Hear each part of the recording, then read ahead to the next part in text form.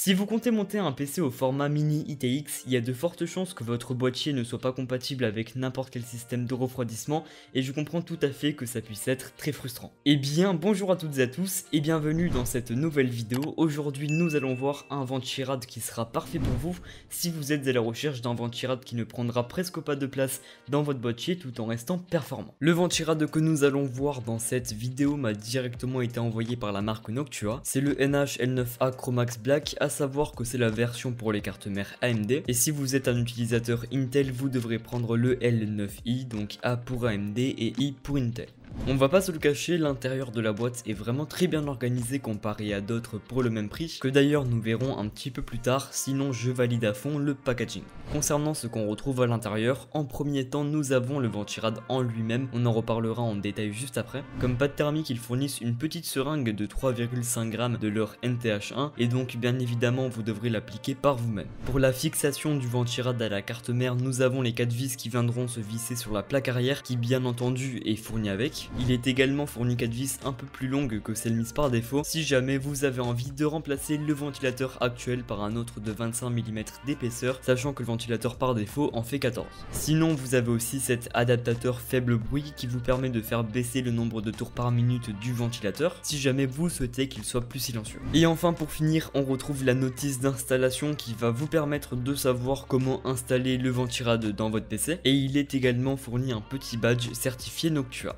Concernant les prix, pour la version de base donc de couleur marron, elle est à 40 € et pour la version Chromax Black de couleur noire comme je possède actuellement, elle est à 10 € de plus, donc 50 €, à savoir que ce sont les prix de base et qui peuvent augmenter et baisser à tout moment. Le Ventirad fait uniquement 37 mm de hauteur, 114 mm de largeur et 92 mm de profondeur, ventilateur compris. Ce qui en fait justement un Ventirad pas du tout encombrant qui ne viendra pas gêner les slots dédiés aux barrettes de RAM, et sa hauteur le fera rentrer même dans un boîtier small form factor, et c'est d'ailleurs pourquoi il a été conçu. Vous pouvez voir que par rapport au Ventirad stock du Ryzen 5 3600, les dimensions en longueur et largeur sont à peu près les mêmes, mais la grande différence se joue surtout sur la hauteur qui est vraiment le gros point fort de ce Ventirad. Le ventilateur placé sur le Ventirad par défaut, c'est le NFA9 de 92 mm de côté et 14 mm d'épaisseur. Sa vitesse varie entre 600 à 2500 tours par minute, malgré cela il arrive à garder un niveau sonore assez faible de maximum 23,6 décibels, ce qui en fait un ventilateur plutôt silencieux.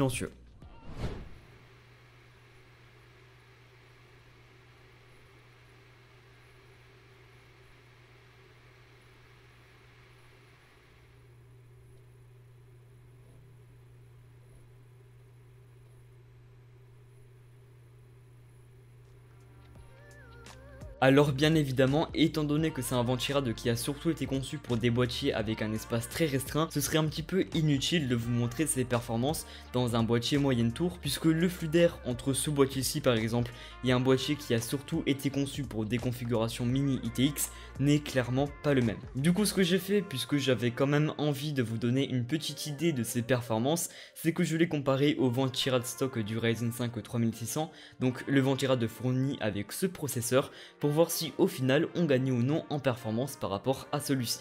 Avec le Ventirad stock du 3600, j'ai obtenu une moyenne de 46,2°C au repos, avec aucune application de lancer sans compter Core Temp pour pouvoir mesurer la température du processeur. Avec le NH-L9A, j'ai obtenu une moyenne de 41,5°C, ce qui fait environ 5 degrés de moins que le Ventirad stock. Et encore une fois avec le NH-L9A, mais cette fois-ci avec l'adaptateur faible bruit, le processeur était en moyenne dans les 43,7°C. Maintenant, voyons voir les résultats avec le processeur poussé au maximum de ses performances sur OCCT. Avec le Ventirad stock du 3600, j'ai obtenu une moyenne de 75°C. Avec le NH-L9A, la moyenne était d'environ 72,2°C. Cette fois-ci, la différence est d'environ 3 degrés par rapport au Ventirad stock du 3600. Et pour finir, avec l'adaptateur faible bruit, la température du processeur était en moyenne de 76,1°C. Donc voilà de ce qu'il en est pour la différence de température des deux Ventirad dans le Noctua avec et sans l'adaptateur. Ne tenez pas vraiment compte des températures en elles-mêmes, mais plutôt de la différence de température des trois différentes installations. Car même en ayant le même processeur et Ventirad que moi, vos températures ne seront pas forcément les mêmes que les miennes, Tout simplement parce que la température de vos composants peut varier en fonction de plein de facteurs différents, comme par exemple le flux d'air de votre boîtier, la température ambiante de votre pièce, la pâte thermique que vous avez appliquée, en quelle quantité, etc. Pour conclure cette vidéo, le NH-L9A ainsi que le L9i de chez Noctua sont de très bons ventira de low profile, mais comme expliqué récemment, ils ne sont pas vraiment conçus pour n'importe quel utilisateur. Pour ceux qui ont une place suffisante pour mettre un ventira de plus opposant, partir sur un ventira de low profile comme celui-ci ne sera pas bénéfique pour vous, car pour le prix vous pouvez trouver beaucoup mieux niveau performance, je vous mettrai plusieurs liens en description.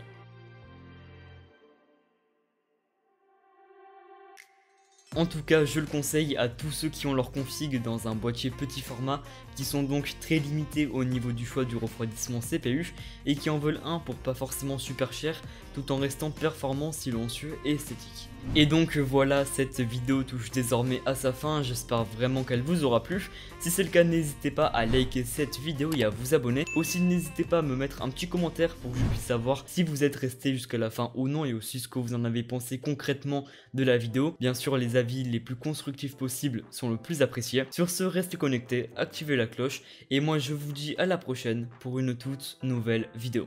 Ciao.